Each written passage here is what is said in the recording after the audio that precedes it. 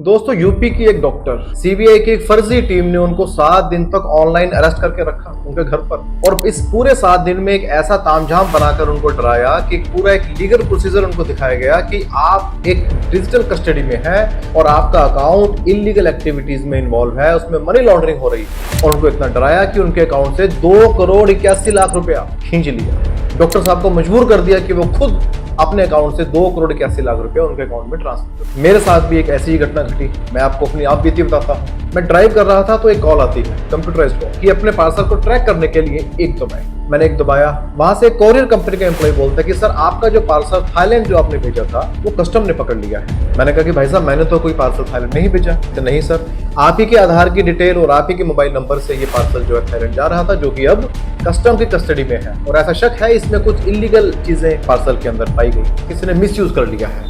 और उसने फिर खुद सलाह दी कि आप तुरंत मुंबई पुलिस को कॉन्टैक्ट कीजिए ताकि इस पचड़े से आप बाहर निकल सकें। मैंने कहा जी कैसे कंप्लेंट करनी है? कहते जी हम आपको भी ट्रांसफर कराते हैं। मैंने कहा रुको, ट्रांसफर कराने से पहले आप मुझे जरा मेरी डिटेल तो बताइए कि आधार कार्ड पर क्या मेरा एड्रेस मोहाली का ही है। मैंने बस एक पासा फेंका था। उसने कहा जी सर बिल्कुल मोहाली का ही है। मैं समझ गया कि कॉल फर्जी है क्योंकि मेरे आधार कार्ड पर एड्रेस मोहाली का नहीं, कहीं और का था। तो मैंने उसको और ज्यादा बातचीत करते ना हुए साफ कहा कि भाई साहब मैं एक एडवोकेट हूँ, पंजाब और हरियाणा हाई कोर्ट में प्रैक्टिस कर रहा हूँ करीब 15 सालों से। क्या आपको और भी कुछ बात करनी है? इतना कहते उसने कॉल जो है वो काट दी।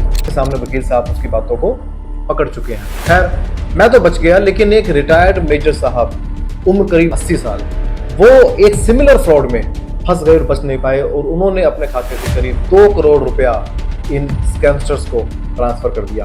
क्या हुआ उनके साथ जान लीजिए। जो उनके साथ हुआ वो मेरे साथ भी हो सकता था उस दिन और आपके साथ भी हो सकता है। ऐसा किसी के साथ ना हो तो पहले तो जान लीजिए कि ये प्रोसीजर होता कैसे है। हुआ यूं कि इन साहब को एक कॉल आई, ऐसे ही एक कोरियर कंपनी, वहां से एम्प्लॉय ने कहा कि सर आपने जो अपना पार्सल ताइवान भेजा था वो कस्टम ने मुंबई में पकड़ लिया है और उसके अंदर एक लैपटॉप, MDMA, ड्रग्स, एक पासपोर्ट और कुछ क्रेडिट कार्ड निकले हैं और ये सब इलीगल है। मेजर साहब डर जाते हैं। मेजर साहब ने बताया कि मैंने तो ऐसा कोई पार्सल नहीं भेजा ताइवान। तो एम्प्लॉय ने बताया कि इसका मतलब आपका आधार कार्ड का मिसयूज हो गया है, आप इसकी शिकायत मुंबई पुलिस से करें वरना बड़ी मुसीबत हो जाएगी।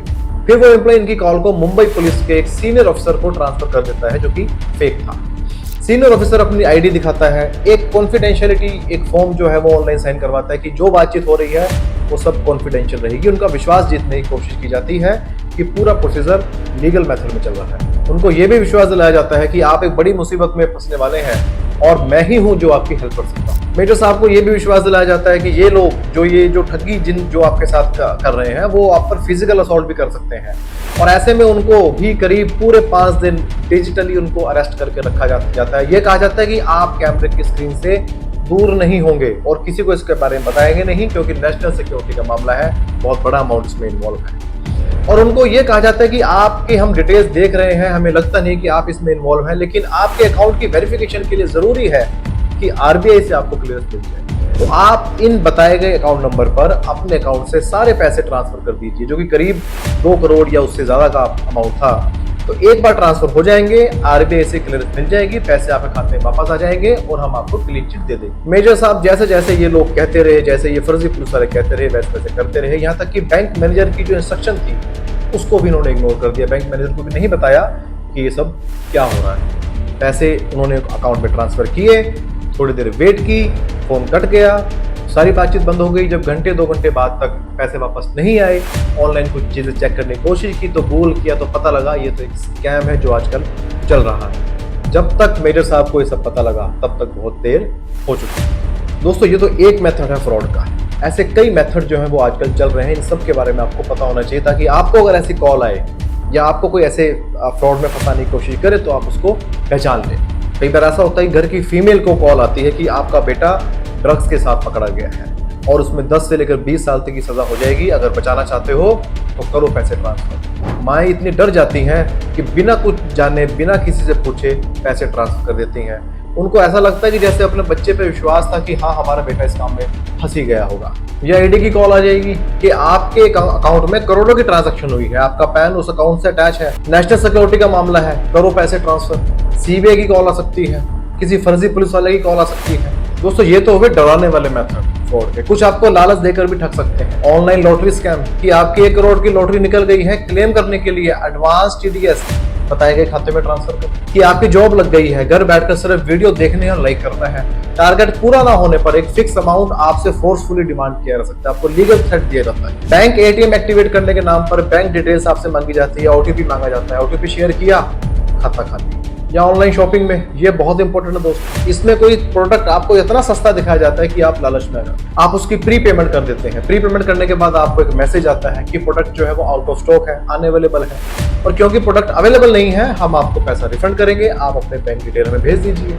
आपसे OTP मांगा जाता है। जैसे ही आप अपना पैसा वापस लेने के लिए उनको बैंक डिटेल देते हैं, OTP देते हैं, आपके खाते में जो पैसा पड़ा भी होता है वो भी साफ हो जाता है। या अगर आप मेल है तो कोई फीमेल आपको कॉल कर सकती है, आपको फ्रेंडशिप का झांसा देकर फिर आपको ब्लैकमेल किया जाए। दोस्तों, अगर इनकी कंप्लेंट कर भी दी जाए तो कुछ मामलों में ये अकाउंट या तो ट्रैक ही नहीं हो पाते हैं, या कुछ मामलों में ट्रैक हो भी जाए तो वहां से मिलता कुछ नहीं है, क्योंकि ये अकाउंट सब फर्जी आइडेंटिटी पर खोले जाते हैं। जिन लोगों की आईडीज पर ये अकाउंट खुले होते हैं उनको पता भी नहीं होता कि उनकी आईडीज का मिसयूज ऐसे हुआ है और उनके नाम पर अकाउंट खुले हुए हैं। आमतौर पर गरीब लोगों को या डेली वेजर्स की आइडेंटिटी डिटेल्स लेकर, उनके आधार कार्ड लेकर ये अकाउंट खुलवाए जाते हैं। ऐसे में अगर ट्रैक हो भी जाए तो जब तक पुलिस इन अकाउंट तक पहुंचती है, पैसा उन अकाउंट से निकल चुका होता है, और जिनके अकाउंट में पैसा जाता है उनको पता ही नहीं होता कि हमारे अकाउंट में ये सब हो भी चुका है। अब बात यह है कि क्या कुछ करें कि इन फ्रॉड से बचा जा सके और अपनी जिंदगी भर की कमाई लुटने से बचाई जा सके।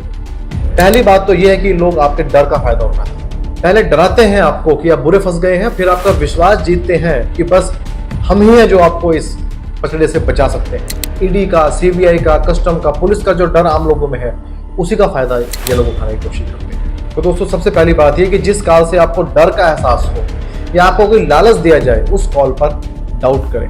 डाउट को कंफर्म करने के लिए ये देख लो कि क्या फर्दर बातचीत में आपसे जो आपकी डिटेल्स है उसको कंफर्मेशन की जा रही है उसकी, या आपसे आपकी डिटेल मांगी जा रही है। अगर बिल्कुल पक्का करना है तो अपनी कोई फॉल्स इंफॉर्मेशन देकर देख लो, जैसे रॉन्ग डेबिट कार्ड की इंफॉर्मेशन, कोई रॉन्ग आधार कार्ड या अपना गलत एड्रेस दे दीजिए, आपको कंफर्म हो जाएगा, आपको बातचीत से पता लग जाएगा कि कोई फर्जी वाला चल रहा है। वैसे मैं सजेस्ट करूंगा कि जब आपको ऐसी कॉल आए तो आप ज्यादा बातचीत ना करें, क्योंकि ये लोग बातों में उलझाने के बहुत माहिर होते हैं। लेकिन फोन काटने के बाद एक काम तुरंत करें, इमीडिएटली अपने किसी खास दोस्त को, अपने किसी जानकार को या अपने किसी बड़े को इस बारे में जरूर बताएं कि आपको ऐसे कॉल आए, क्योंकि ये कॉल आपको दोबारा भी कर सकते हैं, क्योंकि उस वक्त आप बहुत डरे होते हैं। तो इसलिए जिस बंदे से आप शेयर करोगे, जिस अपने खास दोस्त से आप शेयर करोगे, वो आपको उस वक्त सही गाइड कर सकेगा। तो पहला रूल, ना डरें ना लालच में आए। बाकी और तरह के फ्रॉड से बचने की कुछ बेसिक सी बातें जो आप सब जानते ही हैं, उसके अलावा मैं कुछ इंपॉर्टेंट बातें बताऊंगा। बेसिक बातें ये कि OTP शेयर ना करें, CVV नंबर शेयर ना करें, कार्ड की डिटेल शेयर ना करें, अनजाने लिंक पर क्लिक ना करें, अनजानी ईमेल्स ना खोलें।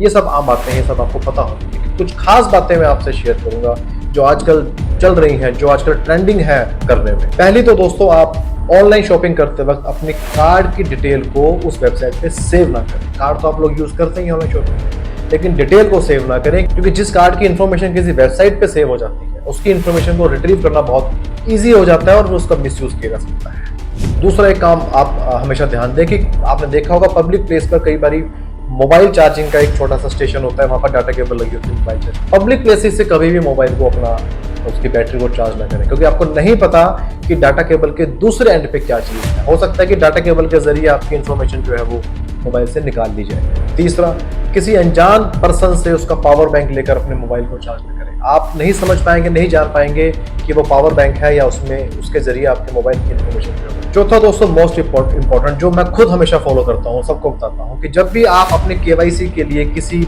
गवर्नमेंट डिपार्टमेंट में या किसी कंपनी में अपना कोई डॉक्यूमेंट दे, जैसे आधार कार्ड, हमेशा उसको सेल्फ अटेस्ट करें। और सबसे जरूरी है उसकी बैक साइड पर उस दिन की डेट, उसको देने का पर्पस और जिस जगह दिया जा रहा है उसका एड्रेस, उस कंपनी का पता जो है, नाम वगैरह वो लिख, ताकि कल को अगर उस जगह से उस डॉक्यूमेंट को निकालकर कोई मिसयूज करने की कोशिश करे आपकी आइडेंटिटी की और पुलिस के हाथ वो डॉक्यूमेंट लग जाए, तो आप उस डॉक्यूमेंट को देख के बता सकें कि ये डॉक्यूमेंट आपने असल में कहाँ पे दिया था।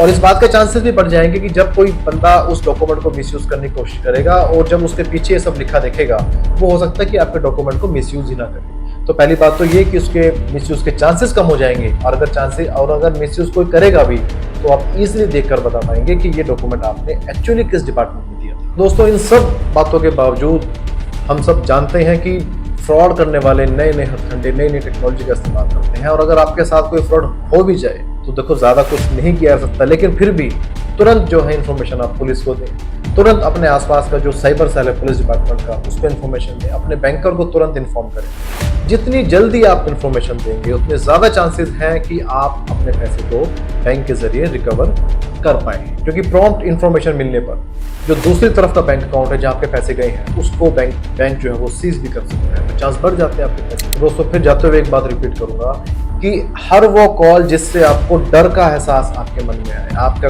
खुद का डर या आपको किसी रिश्तेदार का डर दिखाया जाए या आपको किसी कॉल के जरिए आपके मन में कोई लालच आए, तो ऐसे कॉल्स को अवॉइड करें, ऐसे कॉल्स पर हमेशा डाउट करें, उनको फॉलो कभी ना करें। दोस्तों ये थी हमारी आज की वीडियो। दोस्तों अच्छी लगे शेयर कीजिए, लाइक कीजिए, चैनल को सब्सक्राइब नहीं किया तो कर लीजिए। फिर मिलूंगा आपका दोस्त एडवोकेट विपिन कुमार। नमस्कार।